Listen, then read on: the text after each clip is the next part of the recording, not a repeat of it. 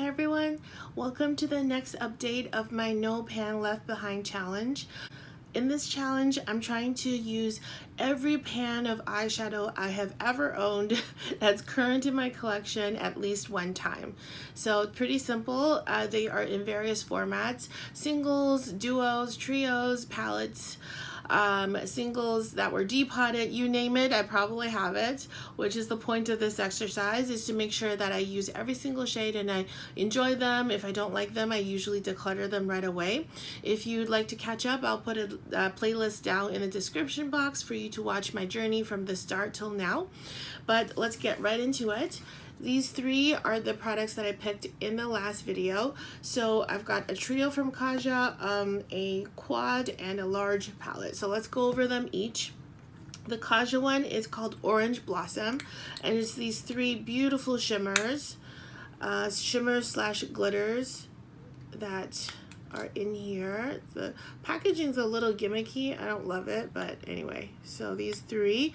And then look what happened. I barely used this. I was very gentle with it. I didn't drop it or anything, but the mirror fell out.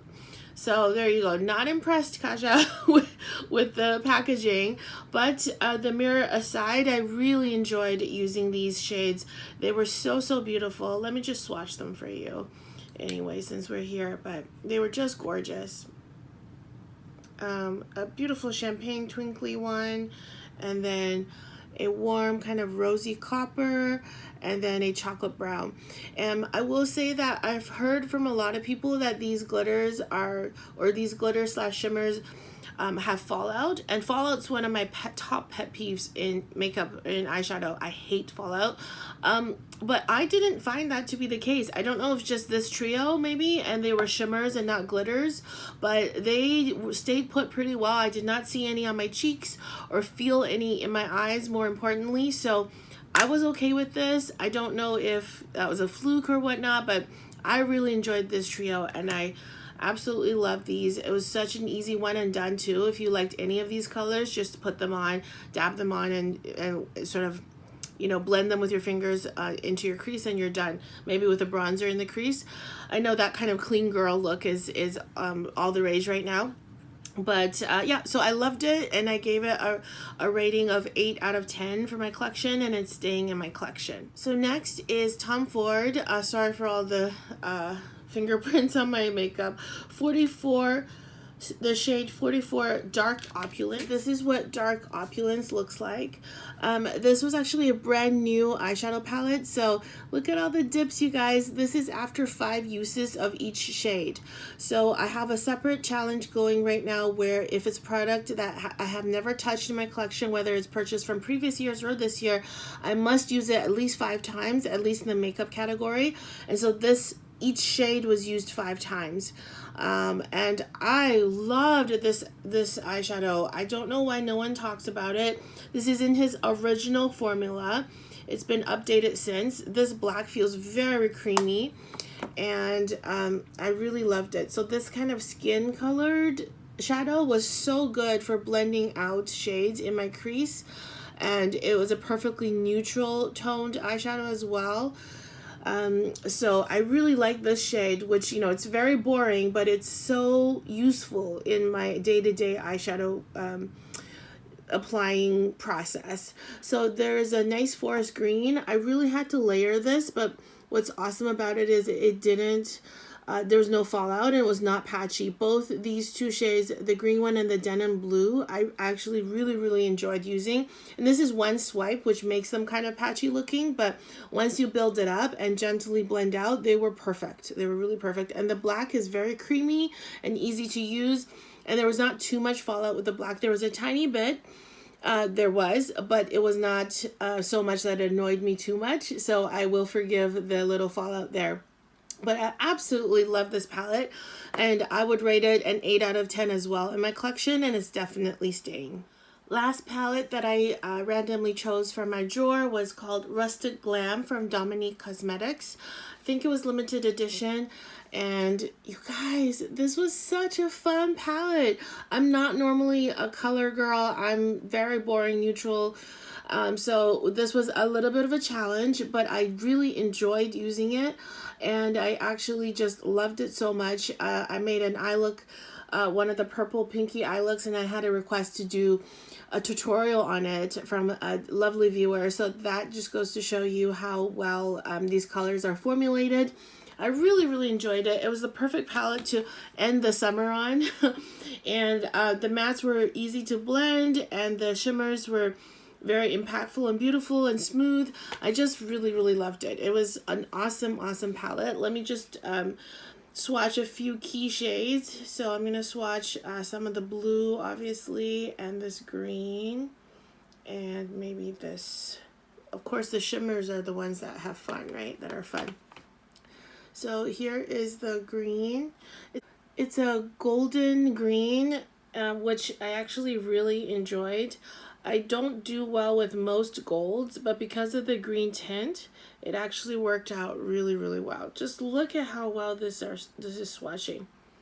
This, I don't even know if this brand is around anymore. It was a creator brand. I think she was a blogger. She is a blogger, but look at how beautiful these colors swatch. This was one swipe, and I really loved it. I would have thought that this is too challenging for me, but they added just the right pop of color to any look without being crazy is the best way I can describe it. So look how beautiful they are. I was very, very impressed with how much I love the colors. Look how beautiful they are, even on my fingers. Ah, so pretty. Like I said, I really immensely enjoyed this, and this is again the purpose of the series for this video, No Pan Left Behind, because I would not have touched this. I would not have touched this if I wasn't forced to do it through this exercise. It would have just stayed in my drawer.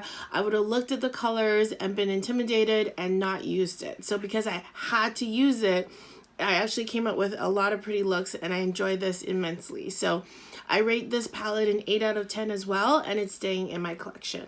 Okay, so for the fun part now, I'm going to do the roulette. So I'll reach on to my top drawer where I keep my single eyeshadows, singles and duos, and randomly pick one. All right, okay, so this is my Tom Ford duo in Black Sand. It's a beautiful sort of creamy eyeshadow. Still smells okay. I purchased it quite a long time ago. This is one of the few ones that's not labeled in my collection, so I should probably look into when I purchased it. But we've got the black base and the gold topper. These are discontinued. These are such beautiful eyeshadows. They're so well made. I don't know why they were discontinued, but I'm so glad I have it. And the creams seem to last for years. I've seen people using, what is that, platinum? The cream eyeshadow platinum for years, like 8 years. And it hadn't dried out and it hadn't formed mold, which is crazy because it's a cream formula, so it must have a ton of preservatives in there. But anyhow, I'm so excited to use this. So this will be the single eyeshadow in my picks for this month. And now I'm going to pick a medium eyeshadow, medium, quad, etc., that size in my drawer. Okay. Ooh, Pat McGrath's Celestial Nirvana eyeshadow in Nude Allure. Oh, this one I've only used a handful of times. I'm so glad I got it. It was one of her Christmas releases. The formula, it's very melty and beautiful, different than her usual dry special shade formula. And I don't know this formula very well, so I cannot wait to dig into this. Oh, I'm so excited.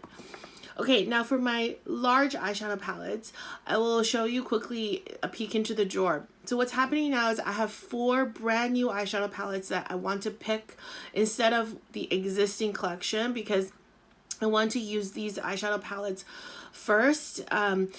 So I can get a feel for them, and I've never touched them. So this will be the eyeshadow palette that I have to use each shade 5 times, which is going to take quite a long time to do, but I'm up for it. So I pulled out each new eyeshadow palette away from the pack, so to speak, and I'm not going to feel around. I'm just going to reach into that general area where I think the palettes are and try to pick randomly one out of the 4. So wish me luck. Here we go.